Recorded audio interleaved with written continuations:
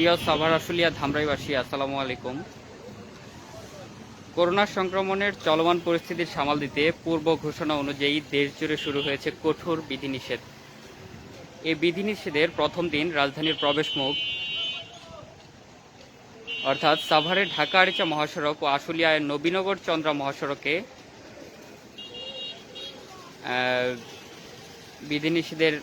বিধিনিষেধ চলছে। শুক্রবার ভোর ৬টা থেকে শুরু হয়েছে এই বিধিনিষেধ, চলবে আগামী ৫ আগস্ট দিবাগত রাত ১২টা পর্যন্ত। আমি আপনাদের দেখাচ্ছি আশুলিয়ার বাইপাইল বাস স্ট্যান্ড এলাকা থেকে, আপনারা সরাসরি দেখতে পাচ্ছেন। আপনারা জানেন গত ২৪ ঘন্টায় দেশে করোনা আক্রান্ত হয়ে আরও ১৬৬ জনের মৃত্যু হয়েছে। একই সময়ে আরও ৬,৩৬৪ জনের করোনা শনাক্ত হয়েছে। আজ শুক্রবার বিকেলে স্বাস্থ্য অধিদপ্তর থেকে দেওয়া সংবাদ বিজ্ঞপ্তিতে এসব তথ্য জানানো হয়েছে।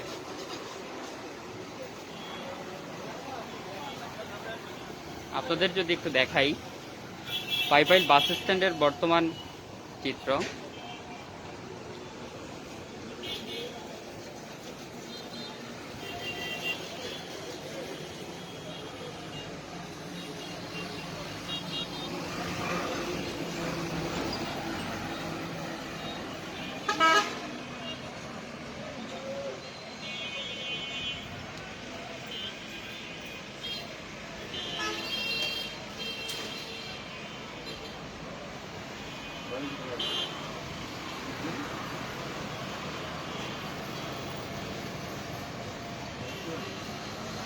আপনারা জানেন মন্ত্রিপরিষদ বিভাগ থেকে ঈদের আগেই গত ১৩ জুলাই এ সংক্রান্ত একটি প্রজ্ঞাপন জারি করা হয়েছে। প্রজ্ঞাপনে ২৩টি দফা নির্দেশনা দেওয়া হয়। আপনাদের জ্ঞাতার্থে আমি নির্দেশনাগুলো বলছি।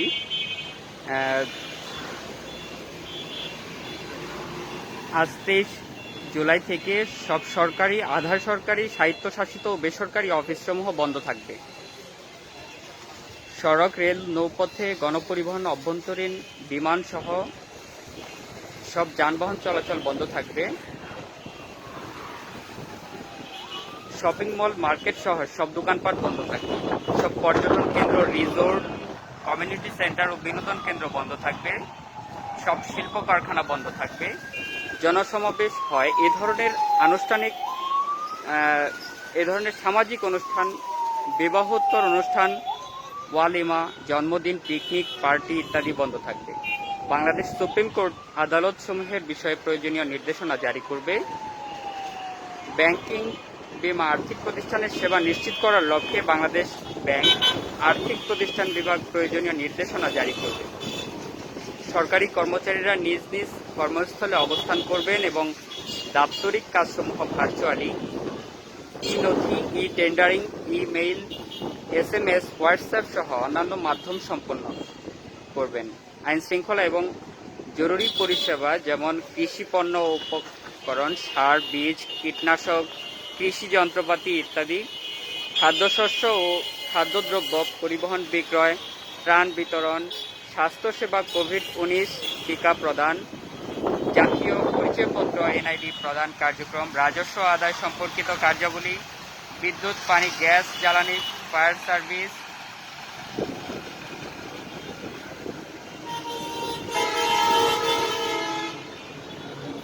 টেলিফোন ও ইন্টারনেট, সরকারি বেসরকারি গণমাধ্যম, প্রিন্ট ও ইলেকট্রনিক মিডিয়া, বেসরকারি নিরাপত্তা ব্যবস্থা, ব্যাংক ভিসা সংক্রান্ত কার্যক্রম, সিটি কর্পোরেশন, পৌরসভা, পরিষ্কার পরিচ্ছন্নতা, সড়কের বাতি ব্যবস্থাপনা ইত্যাদি কার্যক্রম, সামাজিক নিরাপত্তা কর্মসূচি, ফার্মেসি ও ফার্মাসিউটিক্যাল সহ অন্যান্য জরুরি অত্যাবশ্যকীয় পণ্য ও সেবার সঙ্গে সংশ্লিষ্ট অফিসসমূহের কর্মচারী ও যানবাহন আনুষ্ঠানিক পরিচয়পত্র প্রদর্শন সাপেক্ষে যাতায়াত করতে পারবে। আপনাদের সাভার আশুলিয়া ধামরাইবাসী, আপনাদের যদি আর এপাশ থেকে একটু দেখাই, আমি এখন আছি সাভার উপজেলার আশুলিয়া থানাধীন বাইপাইল বাস স্ট্যান্ড এলাকায়।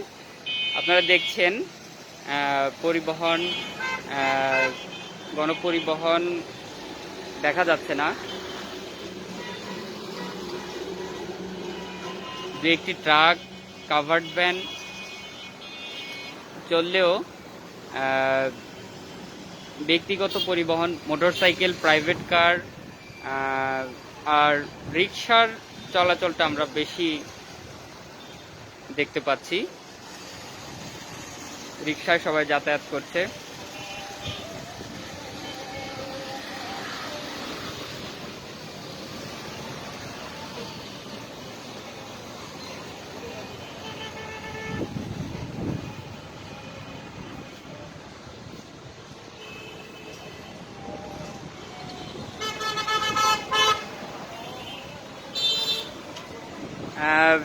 মন্ত্রিপরিষদ থেকে জারি করা আমি প্রজ্ঞাপনের 10টি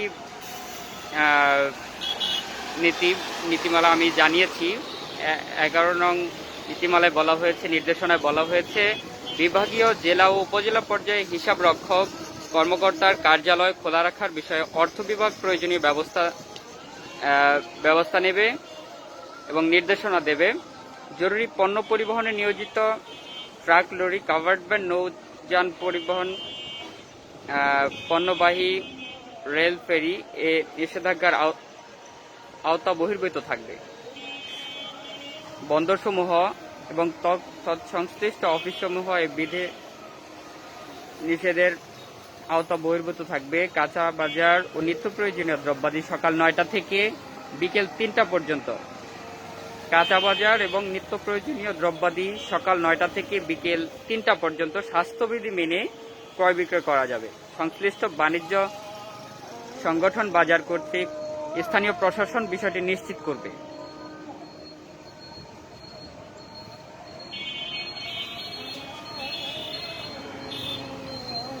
এছাড়াও অতি জরুরি প্রয়োজন ব্যতীত ঔষধ ও নিত্য প্রয়োজনীয় দ্রব্যাদি ক্রয়, চিকিৎসা সেবা, মরদেহ দাফন সৎকার ইত্যাদি কোনোভাবেই বাড়ির বাইরে বের হওয়া যাবে না। নির্দেশনা অমান্যকারীর বিরুদ্ধে আইনি ব্যবস্থা নেওয়া হবে। টিকা কার্ড প্রদান সাপেক্ষে টিকা নেওয়ার জন্য যাতায়াত করা যাবে। খাবারের দোকান, হোটেল, রেস্তোরাঁ সকাল 8টা থেকে রাত 8টা পর্যন্ত খাবার বিক্রয় করতে পারবে। আন্তর্জাতিক ফ্লাইট চালু থাকবে এবং বিদেশগামী যাত্রীরা তাদের আন্তর্জাতিক ভ্রমণের টিকিট প্রমাণ প্রদর্শন করে গাড়ি ব্যবহার করে যাতায়াত করতে পারবেন। স্বাস্থ্যবিধি মেনে মসজিদে নামাজের বিষয়ে ধর্ম মন্ত্রণালয় নির্দেশনা দেবে। আর্মি ইন্টো সিভিল পাওয়ার বিধানের আওতায় মাঠ পর্যায়ে কার্যকর টহল নিশ্চিত করার জন্য সশস্ত্র বাহিনী বিভাগ প্রয়োজনীয় সংখ্যক সেনা মোতায়েন করবে। জেলা ম্যাজিস্ট্রেট স্থানীয় সেনা কমান্ডারের সঙ্গে যোগাযোগ করে বিষয়টি নিশ্চিত করবেন। জেলা ম্যাজিস্ট্রেট জেলা পর্যায়ে সংশ্লিষ্ট কর্মকর্তাদের নিয়ে সমন্বয় সভা করে সেনাবাহিনী, বিজিবি, কোস্টগার্ড, পুলিশ, র্যাব ও আনসার নিয়োগ ও টহলের অধিক্ষেত্র, পদ্ধতি ও সময় নির্ধারণ করবে।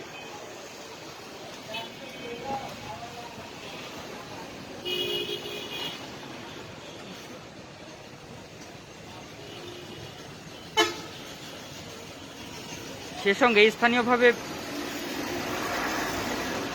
বিশেষ কোনো কার্যক্রমের প্রয়োজন হলে সেক্ষেত্রে পদক্ষেপ নেবেন। সংশ্লিষ্ট মন্ত্রণালয় বিভাগসমূহ এ বিষয়ে মাঠ পর্যায়ে প্রয়োজনীয় নির্দেশনা দেবে। 22 নির্দেশনায় বলা হয়েছে, জনপ্রশাসন মন্ত্রণালয় মাঠ পর্যায়ে প্রয়োজনীয় সংখ্যক নির্বাহী ম্যাজিস্ট্রেট নিয়োগের বিষয়টি নিশ্চিত করবে। 23 সবশেষ নির্দেশনায় বলা হয়েছে, সংক্রামক রোগ প্রতিরোধ, নিয়ন্ত্রণ ও নির্মূল আইন 2018-এর আওতায় স্বাস্থ্য অধিদপ্তরের মহাপরিচালক ব্যবস্থা নিতে জেলা প্রশাসন ও পুলিশ বাহিনীকে আইনি কার্যক্রম নেওয়ার প্রয়োজনীয় ক্ষমতা দেবেন।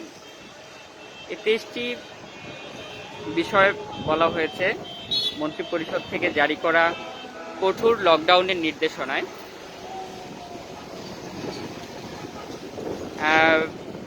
সাভার উপজেলা নির্বাহী কর্মকর্তা ইউনো মাজহারুল ইসলাম সাহেবের সাথে কথা বলে তিনি যেমনটি জানিয়েছেন,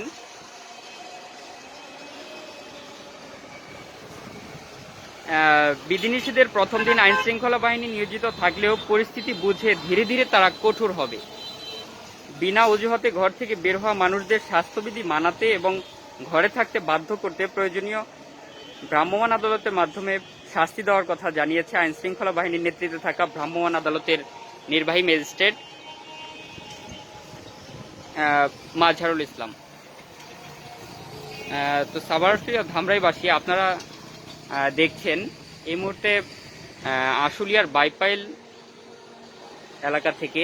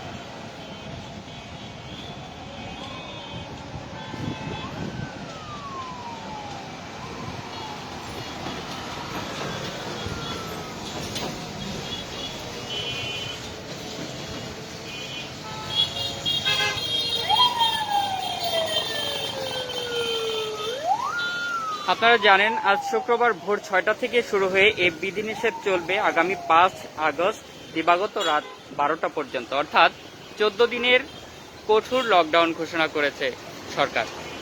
তাই সবাই স্বাস্থ্যবিধি মেনে বাইরে বের হওয়ার প্রয়োজন হলেও অবশ্যই স্বাস্থ্যবিধি মেনে বের হবেন। প্রয়োজন ব্যতীত বের না হওয়ার নির্দেশনা দিয়েছে সরকার। করোনা সংক্রমণ থেকে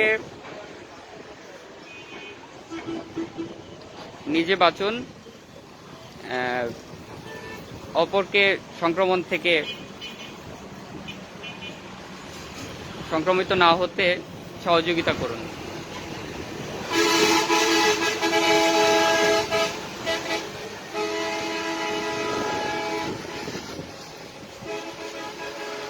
সবাইকে ধন্যবাদ এত সময় সাথে থাকার জন্য।